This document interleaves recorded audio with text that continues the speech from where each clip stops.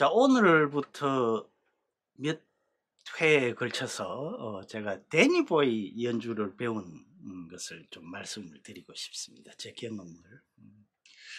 여러분들은 뭐 어떠신지 모르겠습니다만은 많은 분들이 이 데니보이란 곡을 뭐라고 해야 될까요? 뭐 어떤 진짜 꼭 하고 싶어 하는 그래서 그 어떤 염원을 가지고 계신 것 같아요. 특히 색소폰 하시는 분들이. 뭐 그만큼 그 여기서 말씀드리는 데니보이라는 것은 실 오스틴 버전이죠. 미도, 파도, 솔도, 라 이렇게 하는.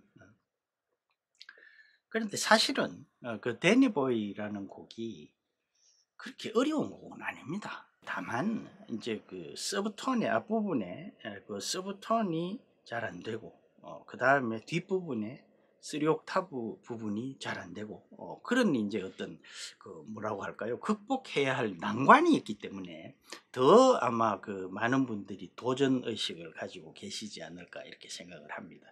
뭐 데니 보이를 멋지게 연주하시면은 그야말로 참 실력이 있는 분이긴 하죠. 아마추어로서는 대단한 실력이죠, 사실은. 그래서 그런데 이제 저는 어떤 그런 곡을 연주를 할 때 우리가 뭐 대단한 전문 연주자도 아니고 뭐 대단한 예술가 음악가도 아니지만 그래도 그 곡에 대해서는 좀 아는 것이 좋다고 생각을 합니다. 그래서 뭐 누가 이렇게 물어보면 이 곡은 뭐 어떤 언제 누가 부른 혹은 뭐 누가 연주한 누가 작곡한 누가 발표한 곡인데 어, 이러이러한 뭐 내용 또는 어떤 정서 뭐 이런 걸 담고 있다 혹은 이 배경에는 어떤 것이 있다 이런 정도를 알면은 훨씬 더 연주에 어떤 무게 혹은 뭐 폭이 좀 넓어지지 않을까 하는 생각을 합니다. 그래서 연주가 좀 더 깊은 맛을 주지 않을까 그렇게 생각을 합니다. 그래서 자, 이 데니보이란 것은 아일랜드 민요죠. 제가 알기로는 런던데리라는 곡인데 이 아일랜드란 나라는 모르겠습니다. 제가 알기로는 가보지는 못했습니다. 아일랜드라는 곳은 참 한이 많은 곳입니다. 우리 민족이 뭐 한의 민족이라고 하는데 아일랜드도 참 그래요. 그래서 어떤 면에서 보면 우리 한국 사람들이 아일랜드 음악을 좋아하는 것이 그런 어떤 그 공통적인 정서가 있기 때문에 그렇지 않은가 하는 생각을 합니다. 그래서 이 데니보이라는 것은 이제 산에 그 양치기 목동 뭐 이런 것을 노래하는 건데 이제 전쟁터에 나가서 참 돌아오지 못하고 뭐 이런 등등의 슬픈 이야기를 담고 있죠. 그래서 우리나라에는 이제 아목동아라는 가곡으로 소개가 돼 있죠. 아목동들의 피리 소리 뭐 이런 식으로 나가는 거 말이죠. 이제 그게 원곡입니다.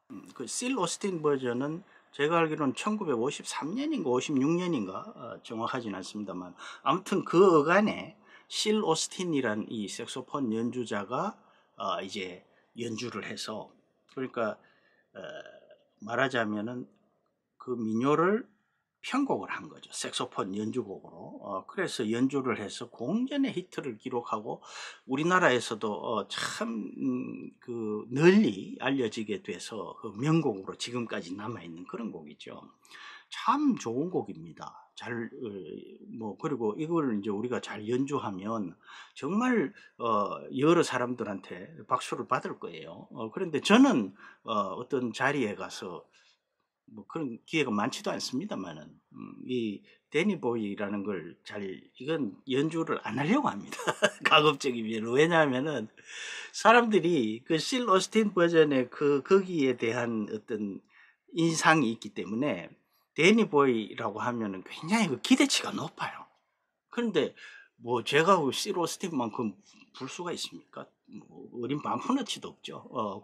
그래서 가급적이면 잘 안 하려고 합니다. 그래서 일단 그 연주를 잘하는 방법으로 제가 배운 것은 우선 그 멜로디를 충실히 익혀서 그 곡을 완전히 내 것으로 만든다는 거죠.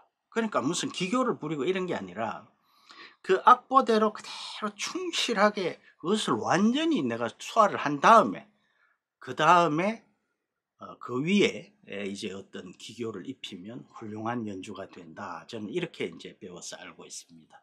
물론 뭐 대중음악 중에 뭐 쉽게 연주할 수 있는 것들을 굳이 뭐 그렇게 어렵게 할 필요는 없죠. 그러나 이제 나만의 어떤 레퍼토리, 고유의 뭐 이런 걸 하나 한다, 그런 걸 하나 갖는다라고 할 때는, 그리고 또 지금 말씀드린 실로스틴 버전의 데니보이 같은 그런 어려운 곡을 할 때는 그렇게 해야 된다는 거죠. 그렇게 배워서 우선은 이제 악보를 보고 그 곡을 익힙니다. 그래서 저는 이제 이 실로스틴 버전의 데니보이를 하기 전에 원곡 아목동화로 우리가 알고 있는 딴딴딴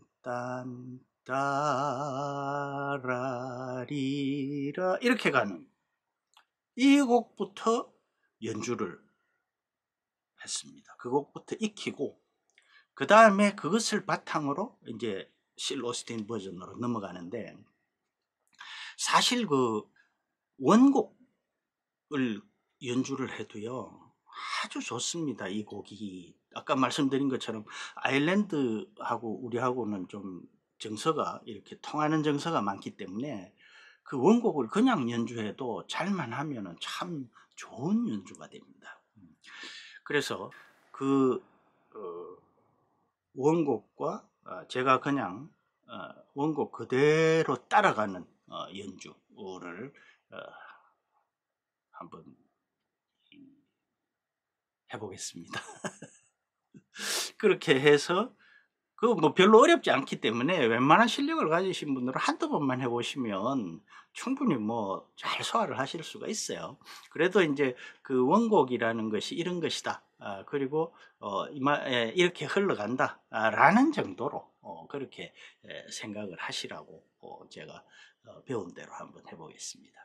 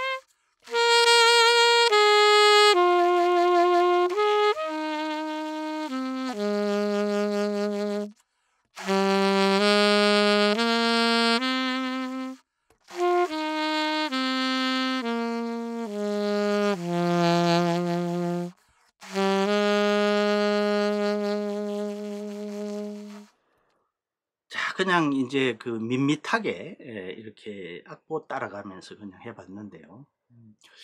이렇게 해서 이제 사실은 그렇죠. 이 곡만 연주를 해도 아주 좋습니다. 이렇게 한 다음에 이제 그 다음 관건으로 그 다음으로 이제 실 오스틴 버전으로 이제 넘어가는데 관건은 역시 맨 처음에 서브톤이 되겠죠. 그래서 이제 우선 서브톤을 하기 전에 우선은 저는 그렇게 생각을 합니다. 또 그렇게 배웠고요. 내 톤이 일단은 안정이 돼야 됩니다. 그래야 서브톤이 되는 것이지 기본 톤도 안정이 안 돼서 흔들흔들 하는데 서브톤이 된들 그 연주가 뭐가 좋겠습니까? 그래서 우선 내 톤이 안정이 돼야 된다. 그러니까 이 원곡을 이 안정된 톤으로 연주를 하는 것이 중요하다는 거죠. 그리고 이제 그 다음에 이제 첫 관문이 서브톤이고 두 번째 관문이 3옥타브 가 포지션입니다. 그래서 서브톤은 제가 전에 서브톤 제가 배운 경험을 영상으로 올린 게 있습니다. 그걸 참고하시면 되는데요. 다시 한번 그것을 정리해서 말씀을 드리면, 첫째, 호흡을 많이 넣어서 소리를 낼 생각을 하지 말고 호흡을 많이 내서 이 뭐라고 할까요? 그 주파수가 다른 이 벨이 울리는 하는 소리가 올라올 때까지 연습을 해야 됩니다. 그 연습을 하는 것이 저는 제일 빠르다고 느꼈고, 저는 그렇게 해서 서브톤을 익혔습니다. 그 다음에 두 번째로는 서브톤이 그렇게 해서 소리가 난다고 해서 연주할 때 바로 되는 게 아니에요. 그거를 이제 내가 아무 때나 내가 생각만 해도 쑥 나오게 내 것을 만들어야 된다는 거죠. 그렇게 했을 때 이제 진짜 연주가 될 수가 있다는 겁니다.